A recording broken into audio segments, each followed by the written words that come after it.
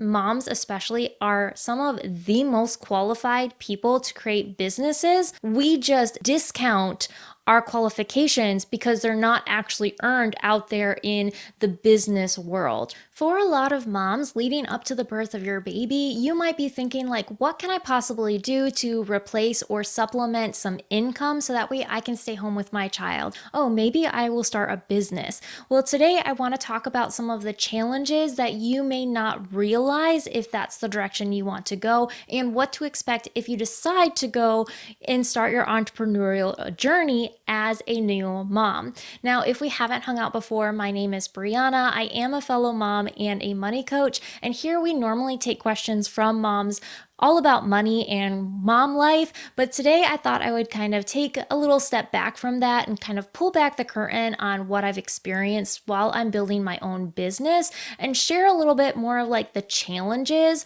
of building a business while also trying to balance being a mom and a full-time employee. When I first started my business, I was a stay-at-home mom, and I kind of started it because I was just like, I want to do something else outside of our home. I have this passion. I'm super interested in providing this service. I do have some experience in the area, but I had never actually done it on my own. It was always in connection with another field of work. And when you're starting an entrepreneurial business, an entrepreneurial journey completely on your own, it is very different than when you're in an employer setting. When you're an employee, you have an employer directly telling you what your tasks are, what your responsibilities are, how you need to make improvements, what you need to focus on. If you want to continue moving forward and, growing in your career, you usually have a career path or plan. You have annual reviews, and they're telling you all of the great things you're doing and all of the areas that maybe you want to improve on. And when you become an entrepreneur and you start working and creating a building on your own, there is nobody telling you what to do. There's nobody telling you what to focus on next. And sometimes it can be incredibly lonely and confusing and exhausting because as moms, we have so much else that, is on our plates, taking up our time, because we can often, by the end of our day, feel so exhausted if we're trying to build a business in our very minimal margins of our life that we often can become burnt out and then we just give up. So what my best piece of advice is for myself, as well as for anyone else that may be interested in pursuing building a business while being a mom, is you need to be able to create a business that you love so much, that is your passion so much that it fulfills exactly who you are, that you would do it for free, and that you would do it while sacrificing sleep and sacrificing, watching movies or having downtime. I'm all for building a business that is still sustainable, that it fits into the life that you want. But you might also have to figure out different schedules for when you're seeing your friends or doing other things, so you can invest that time into your business to be able to create something else that may support you and your family in the future. It all comes down to like, what are you willing to sacrifice and give up on? Now, as a mom that is working full time, how am I possibly going to fit one other thing in? And I realized that as I made my business and working on my business a priority, that it actually ended up giving me more I became more intentional about other areas of my life as well. Now, because I'm choosing to create a business that I'm passionate about, that I would very eagerly do for free, because when I started, I was doing my business for free, and there are still portions of my business that I do for free. I realized that I loved the pursuit of that experience so much that it actually filled up my cup, so that way I would have more energy and more momentum to actually put towards the other aspects of my life that I found really incredibly draining as a mom. Like, for example, being a stay-at-home mom, I got to the point where I was just like, I have to do something else. Like, I'm going to go crazy and insane. I could feel myself getting super just angry and irritated all the time. Now that I'm not a stay-at-home mom and I am working, I do definitely believe that I got sensory overload. Like, I know this about myself. I don't know why I thought that that wasn't possibly an issue. And because of the stages that my cowboys are in right now, which I love them, but they're also very loud, rambunctious boys. And I don't want to, as a parent, as a mom, constantly be telling them, you guys have to be quiet, and basically sucking the life out of them because I'm the one that is being overwhelmed with the stage of my life that we are currently in.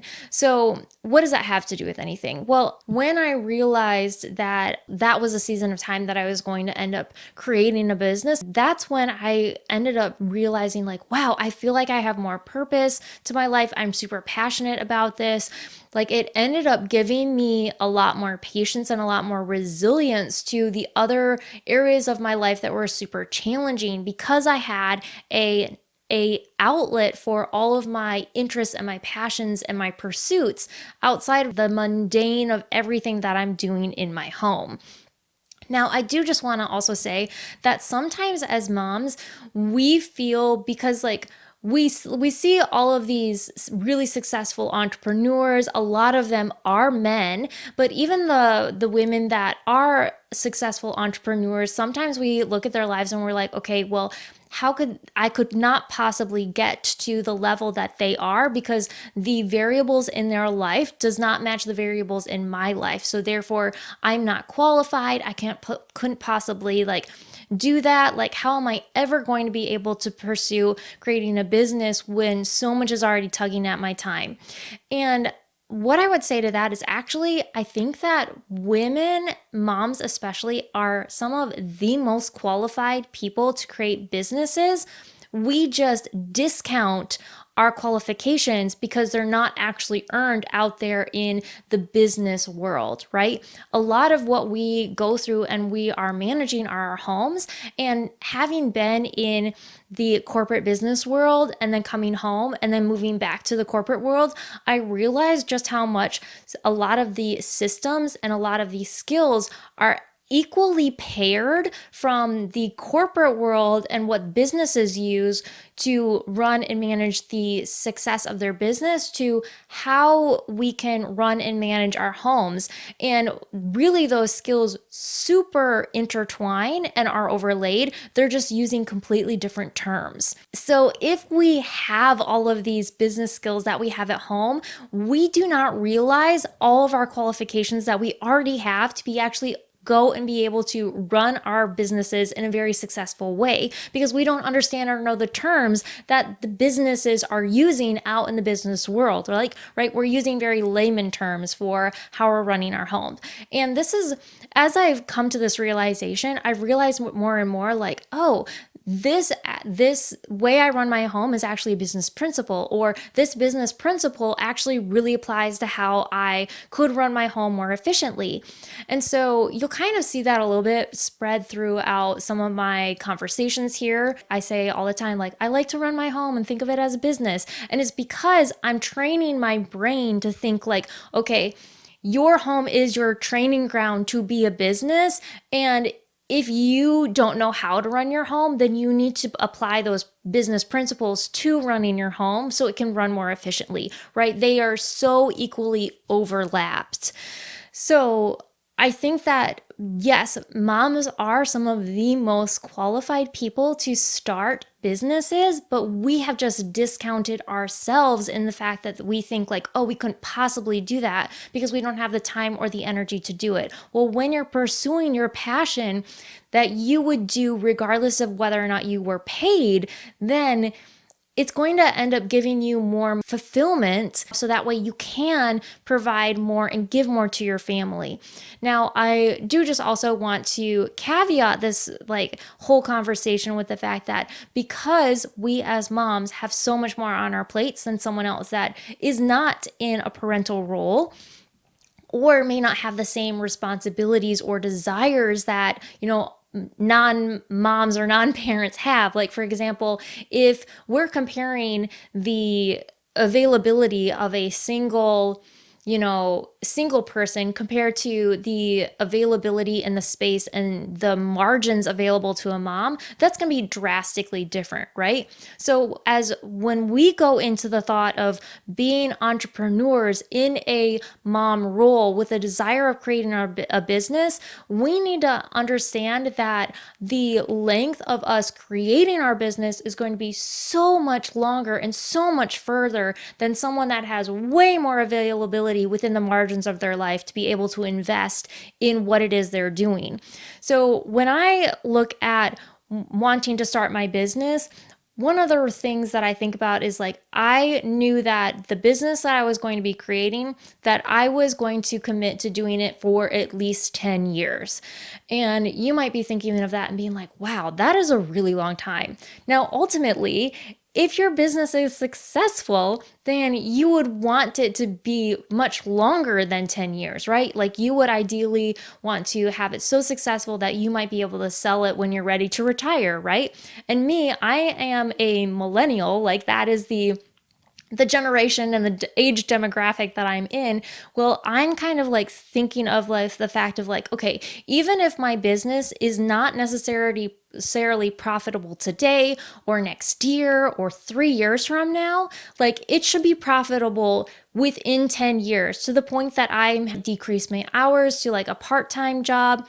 Now, would it be great if I could completely support my entire family and kind of like retire from my main job by then? Yes, that would be amazing. But I also am recognizing the fact that I am building my business within very limited hours of space every week. And with what little that I can actually invest in my business on a weekly basis, because it may be so much smaller than someone else that has all of this other time margin available to them in a different season of life, then I need to basically increase my expectation of what that may mean for my duration of how long I need to consider, or like before I'm able to classify to say like, oh, my business is a success or my business is a failure. Now, because there's such a long like duration where I'm saying I'm going to invest this much time into my business before I determine if it is a success or if it's not a success, there will be times where people around you will basically assume that you gave up.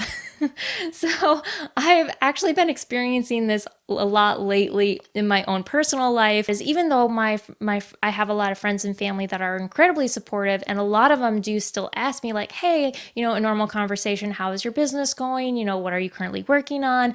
Those types of questions. There's also a lot of conversations that I will have, just like general, like, catch up conversations with people that are really important in my life, and they make no mention of how my business is going. They might ask me about, like my work, and they might ask me about like my kids, like specifically my job.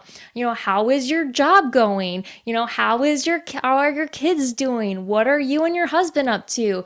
But even though I have told them that I am starting a business and running a business, they make no mention of it whatsoever. And back in the back of my mind, I often leave the conversation feeling like, oh, they don't believe that I'm still working on it, or they just believe that I gave up, or they didn't really ever think that it would be successful. And this is sometimes like the mental challenge of building a business, is recognizing that there are going to be people all around you and within yourself that you're going to constantly doubt the fact like, why am I doing this? Should I just give up? Like, what am I building this for? And that's why I say that if you are in a place where you're just like, okay, I'm building a business because I need money right away, it is a lot better for you just to go out and get a job. But if you are building a business because it's something that you ultimately love and you want to pursue, and you would ideally eventually somewhere down the line like to make money from it, then yeah, maybe now's the time for you to start building a business. But you also need to go into it with the expectation, with the understanding that there's going to be people around you that don't think that you can do it. And there will be times in your life where you don't think that you can do it. And there will also be times in your life where it does not feel like you're making any progress at all. But you need to understand that your time horizon for your business to be successful may be 2 or 3 or possibly even 4 times greater than someone else that has so much more time margin available to them than you do. I like to think of my business as like a little like retirement bank, right? Because you put money in your retirement account, like ideally when you're in your young 20s, like let's say you graduated college and you get your first like real job and you get a 401k match. And so you start putting like a tiny amount in there. Like sometimes it's like a small, like $20, right? And you just put it in there and you put it in there and you put it in there. And like you might eventually sometimes like look at the balance, at least I did. And I was just like, what? There's like so little in there. And I've been contributing to it for 4 years. And but you just keep doing it because eventually it's going to grow. Well, like now 10 years after, I look at my account and I'm just like, whoa, there's a lot more in here than I thought. But the challenge comes that if I withdraw that money from my retirement account, I have lost and just wasted all of the sacrificing that I've done to be able to put that money in there. I've also robbed myself of all the opportunity in my future for what's going to become what I invested in, all of that time and effort of what I invested into that retirement account. The same thing goes for this business that you're creating. If you decide to go down this path and you also recognize, okay, the time horizon for this is going to be much longer than I'm anticipating than other people. There's going to be people that come and doubt me, and I'm going to doubt myself, and I'm going to look at maybe the results of my business, and it's going to be really hard because no one's telling me what to do or what to focus on. You have to figure out what direction you need to go in to get to where you want to go. And sometimes that can be really overwhelming to realize, like, what path do I focus on? Where do I put my effort in my very limited margin of time? So there is going to be a lot of times where you're going to look at like the very little progress that you've made in your business retirement bucket as you're creating this thing. And you're just going to be like, what was the point? Like, should I just stop now? Like there's barely anything in there. But I want you, when you get to that point, and I'm partially making this video also for myself because there have been so many times where I felt this way the past couple of years. And I was just like, I just know somewhere in my heart, I need to just document that this is how I feel and give myself a little bit of a motivational speech. And maybe another person, another mom out there will feel the same way and find this incredibly encouraging and helpful, is that if I stop now and I withdraw all of that at time and effort, which is intangible, right? Like all of the investment that I have made in my business and stop, then I'm basically removing everything out of my entire bank account that I've created on creating this momentum towards my business. And I've essentially robbed my future opportunities and my future self of everything that it was going to compound into. So this is where I'd like to leave you if you can relate to like anything that I have said so far today. And that is, it doesn't matter how fast you get there. What matters is that you make progress. And I would highly encourage you, because this is what I'm trying to also focus on myself, is that figure out how often you can work on your business. Even if right now, like you working on your business is simply like brainstorming. If you decide that you want to build a business, determine how often it makes sense for you to work on your business and then work on it and show up as though you are an employee of a business.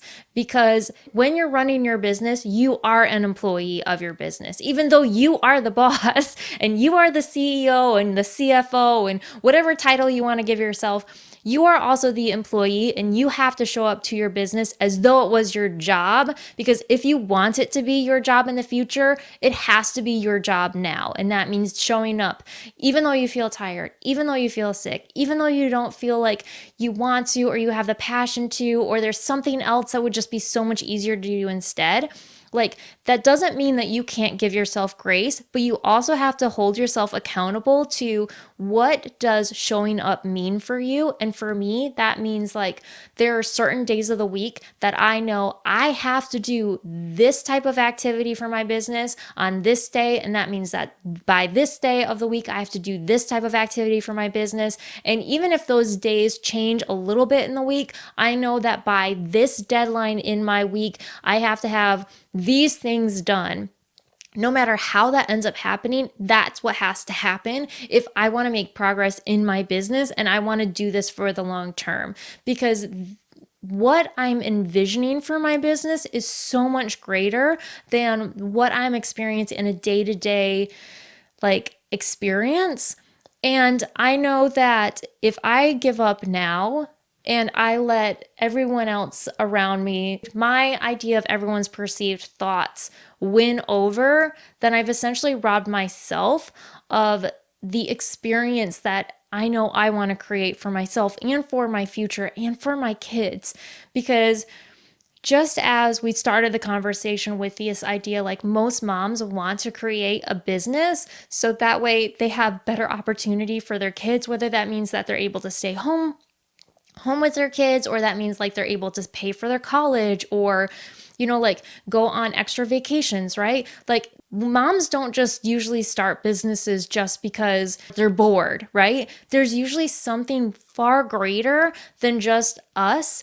We want to help someone else. We want to help our family. We want to help our kids, right? There's something in us that's driving us to pursue something that's greater than ourselves, and the world needs that.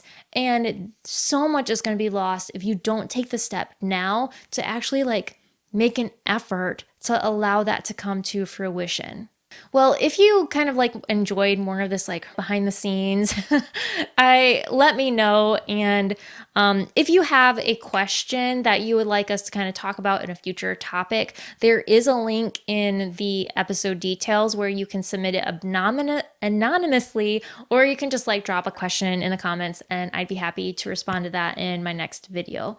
So until we hang out again, I do hope that you create a home that your heart loves.